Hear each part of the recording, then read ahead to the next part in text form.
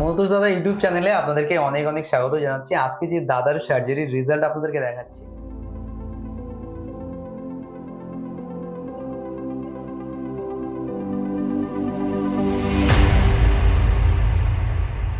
সেটা দাদা কতদিন হলো সার্জারির রেজাল্টটা?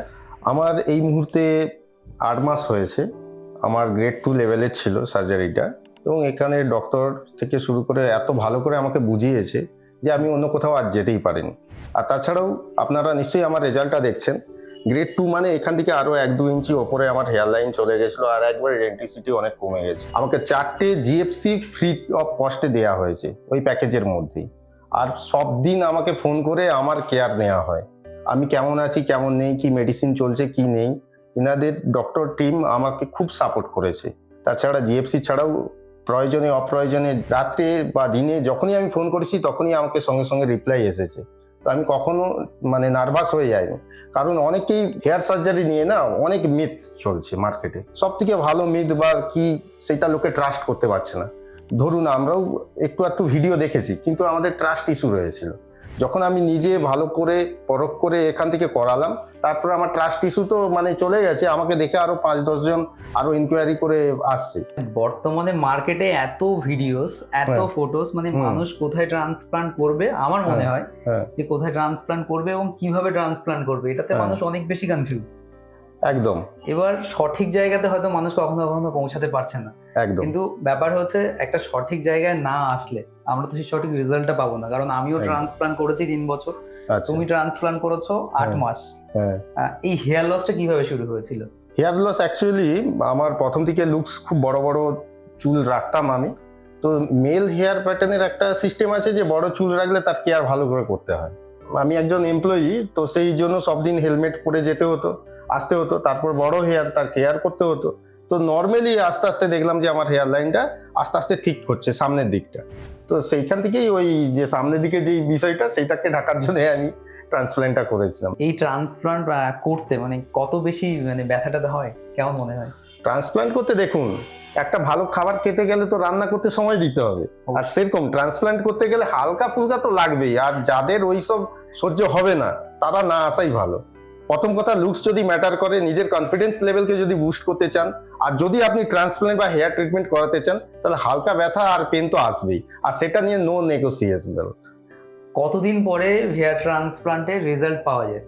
হেয়ার ট্রান্সপ্ল্যান্টের রেজাল্ট আপনি মিনিমাম 15 থেকে 20 দিন পর থেকে আপনার যে শেডিং ফেজগুলো শুরু হয়ে যায়, আপনি 4-5 মাস পর থেকে আপনি আস্তে আস্তে বুঝতে পারবেন, এবং চুলটা আপনার যত বড় হতে থাকবে আপনি পরিষ্কারভাবে আপনার হেয়ার ট্রান্সপ্ল্যান্টের রেজাল্টটা দেখতে পাবেন।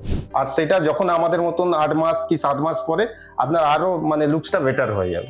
মেডিসিন, মাল্টিভিটামিনস, মিনক্সিডিল, এইগুলো তুমি কিভাবে ব্যবহার করো?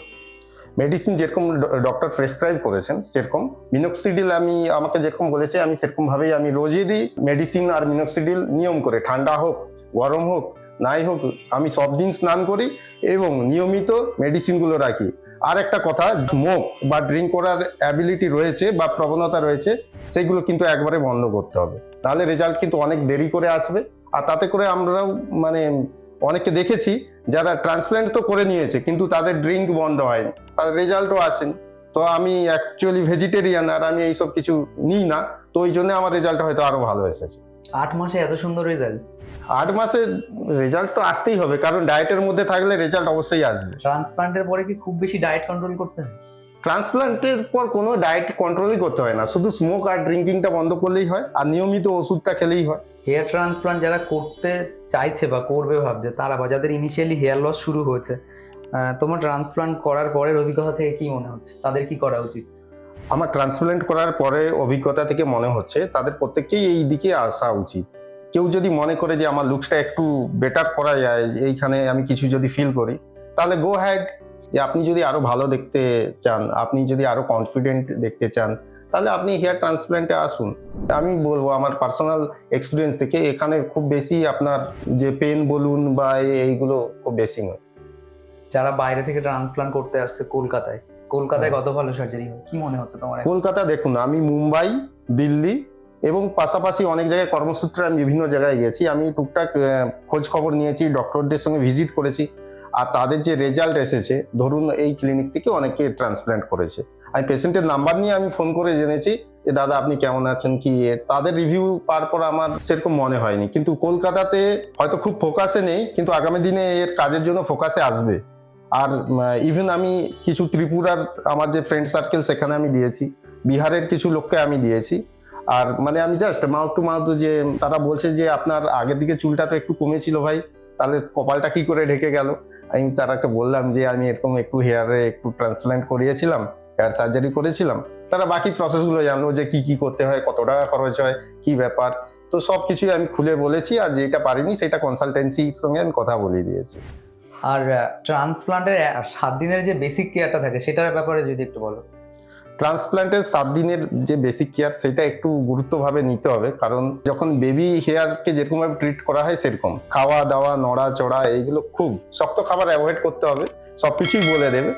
আর ওটা নিয়মিত ড্রেসিং করতে হবে, যেই জায়গায় ট্রান্সপ্ল্যান্ট হয়েছে আর যে জায়গা থেকে চুলটা নেওয়া হয়েছে, দুটো জায়গায় ভালো করে ড্রেসিং করতে হবে, আর খুব ভালো করে তার কেয়ার করতে হবে। আর রেগুলার 7 দিন পর থেকে তো সবকিছু তোমার নর্মাল হয়ে গেছিল? হ্যাঁ, 7 দিন পর থেকে সবকিছু নর্মাল হয়ে গিয়েছিল। আর কিছু হেয়ার ট্রান্সপ্লান্টের ব্যাপারে তোমার মনে হচ্ছে যেটা খারাপ দিক কিছু এরকম? এখনো পর্যন্ত আমি নিজের অভিজ্ঞতা থেকে বলছি, খারাপ তো আমার কোনো কিছুই মনে হয়নি। তো খারাপ তাদের হয়েছে যারা অন্যান্য জায়গায় করেছে, মানে ভুল সিদ্ধান্তের জন্য, ভুল সিদ্ধান্ত এবং ভুল ডক্টর চুজ করার জন্য। ধন্যবাদ দাদা তোমাকে অসংখ্য এত সুন্দর একটা ওপিনিয়ন দেওয়ার জন্য। Thank you. যারা ভিডিওটা দেখছেন, দাদার আজকের এই বক্তব্যটা কেমন লাগলো অবশ্যই কমেন্ট করে জানাবেন। হেয়ার রিলেটেড যে কোনো কোয়ারির জন্য স্ক্রিনে দেওয়া নাম্বারে সরাসরি ফোন করতে পারবেন। ধন্যবাদ।